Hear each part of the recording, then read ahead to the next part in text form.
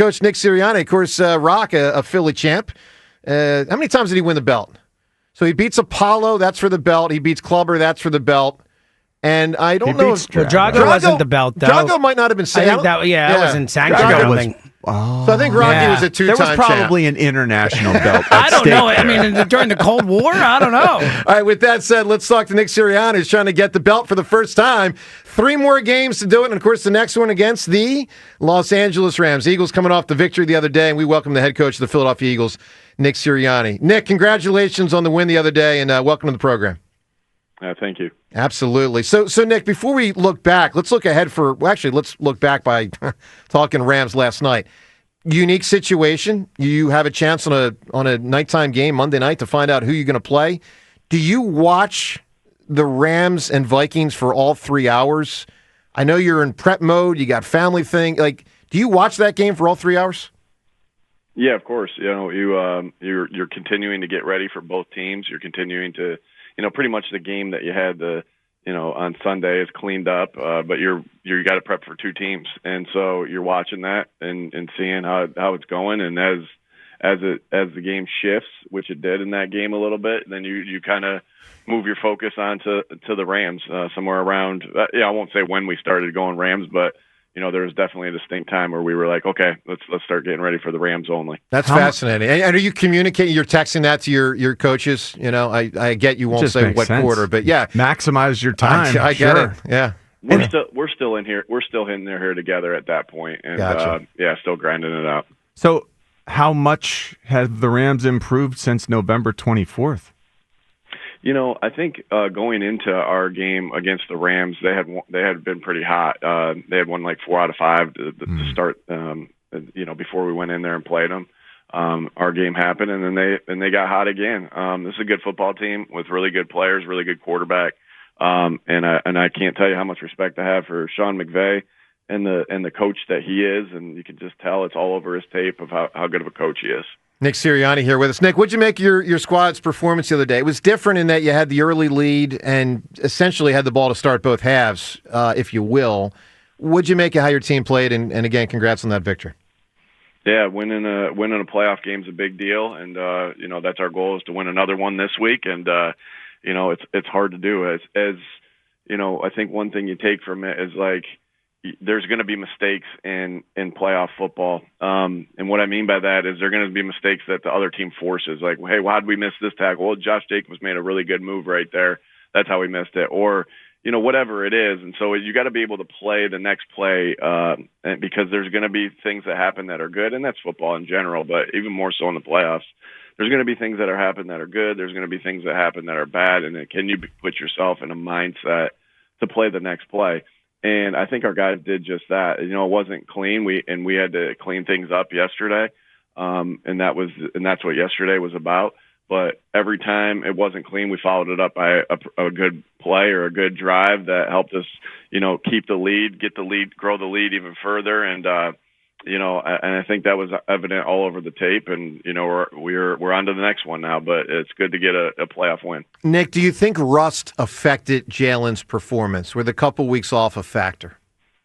I thought as an offense as a whole, there was things we needed to clean up as we did. And but I do think that when they go down 10, we were up 10-0 for a majority of the first half and into the third quarter. Then it becomes 10-3. And then our offense goes right down and scores. So it makes it 16-3.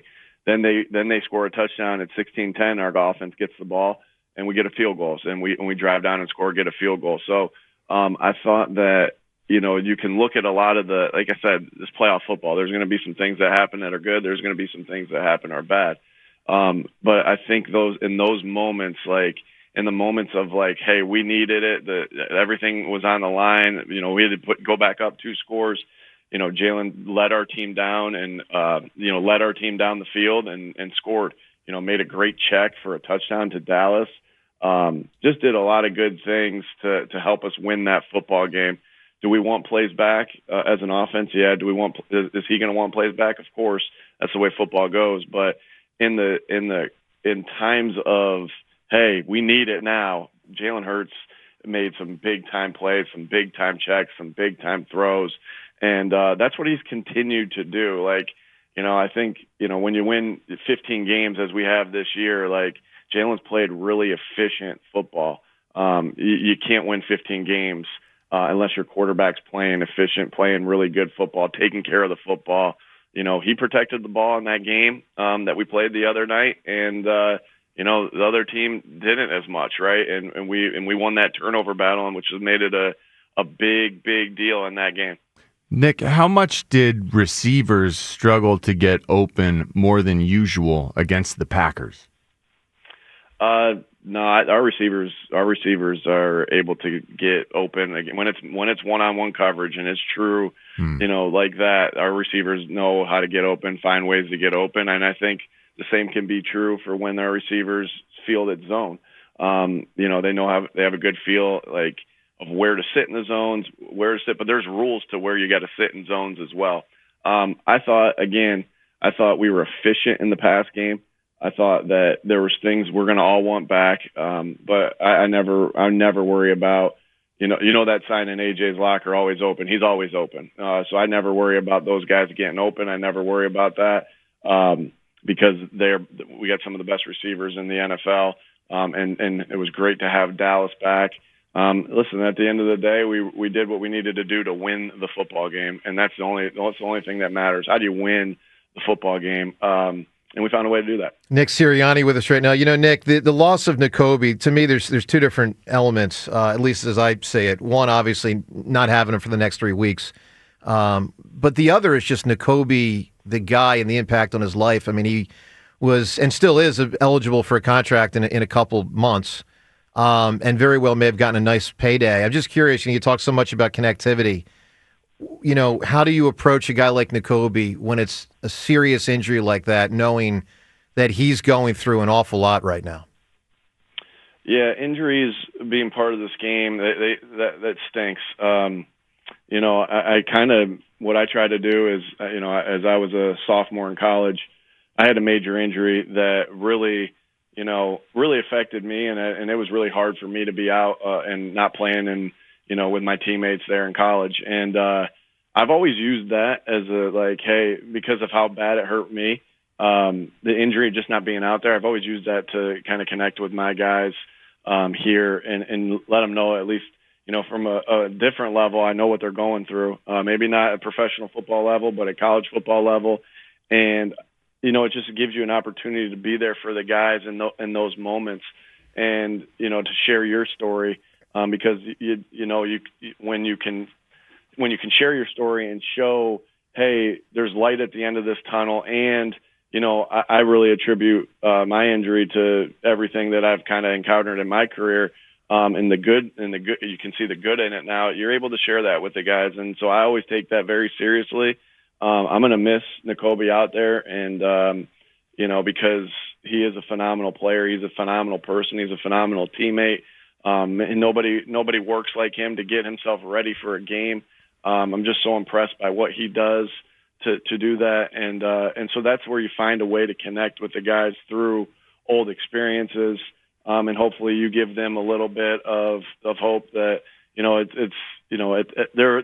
going through a hard time now, but there's going to be a positive to this, and but we sure as heck will miss him. I know he'll miss being out there. This guy loves football, so I felt it yesterday in team meeting how much he's going to miss it. So now our job is just wrap our arms around him, be there for him, and know that we need him. And the reason we're in this spot is because of him, and we need him, and he's going to lead. I have no doubt he'll watch the tape that he needs to watch with the guys this week to help them get prepared, because that's the type of teammate he is. That's the type of person he is. I can't say enough good things about Nakobi Dean. How much has defensively speaking, making up for Nakobi's loss, the pass rush was so amazing and consistent and powerful in this last game. And it feels like for the last stretch of the season, the improvement in the pass rush was just massive. How much has that improvement surprised you, Nick? Yeah, not surprised, because I think we got the right guys up front. Howie and his staff have done a great job of getting guys in here. What a contribution we've had from some young guys, and to help out. We got some really talented guys. I think Milton Williams has done a nice job as he gets one-on-one situations. And we've just gotten contributions and from each guy. I think our team has embraced the group rush. What I mean by that is it's not just, they got 5 and sometimes 6 and sometimes 7 to block your 4 or whatever many you're blitzing on the play. And so I guess sometimes that feels like it's not a fair fight. So you got to win as a group, right? You got to win as a group rush, and our guys have embraced that. You can see how our guys celebrate together after that, because they know it takes all of the guys up front and the guys in the back end that are doing the coverage on that. And so, I heard Nolan Smith say something like, "Yeah, I'm gonna give my playoff check to Milton Williams," and because he knows that helped him out getting home and getting the sacks last game. So wow. It's just the embodiment of our team that I truly believe, and I think you guys can see it too, that they're truly happy for each other. They truly are celebrating together. They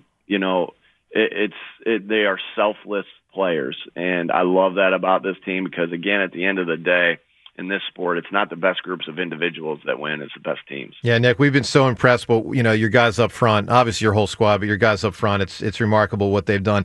Nick, let's talk about the AJ reading the book thing, and it's important to say it's a self-help book. It's not just some random book. So it's a self-help book. It's a strange visual, obviously. Are you okay with him reading a self-help book on the sideline, or would you rather he not? No, I'm definitely okay with it. Everybody has their, the crazy thing is it's been happening for, he's been reading this book on the sideline for a long time. It just so happened that a camera saw it this week and kind of, I don't know if made a big deal about it or not, but everybody has their own way. We talk so much about dog mentality, playing the next play, focusing your mind on what you're about to do so you can play with great effort and great detail. And some guys pray, in between. Some guys meditate in between. Some guys, AJ reads in between. Whatever these guys need to do to put their mind in a place where they can play with great detail and great effort, I fully encourage them to do that. And AJ I love AJ. He's such a good teammate, and I find it, a little bit like I saw Jahan Dotson said something like defending AJ, and I thought that was awesome too. Just another opportunity, another example of our teammates defending each other, that, we don't do any research to figure out how long he's been doing it, why he's doing it, what he's reading. I mean, he's not reading a romance novel on the sideline. Like, whatever he's, Yeah. we don't do any research and we jump to a conclusion of, oh, he must be disgruntled. That to me is lazy, and everyone needs to figure out why he's doing it before they jump to judgment on the man, because the man, AJ Brown, is a great person. The man, AJ Brown, is the best receiver and I'll say it without hesitation, is the best receiver that this city's ever seen. The man, AJ Brown, is one of the best teammates that in the world to his guys. Not just the best receiver, one of the best teammates. This guy is top notch. There's a reason he's done all the things he can do, and I love AJ Brown.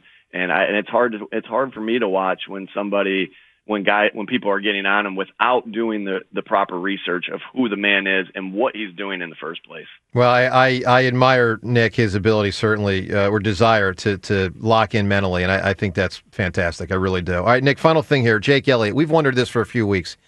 Is he injured? Is there something physical that's impacting his effectiveness as a kicker? I think what you saw after the missed extra point is two unbelievable plays that, I talked about the offense leading us down to score, but two unbelievable plays to go up 16-19 and then 19-22. So I think that showed that, he's healthy. Just a misfortunate hit on the extra point. But he embodies the dog mentality too. Like, okay, it hasn't went well it didn't go well in that kick where he missed the extra point, but he figured out a way to make the next one and completely be in the moment and play. Maybe he read AJ's book on the sideline with him because he played with great detail and great effort after that and really helped us, seal that game and win that game.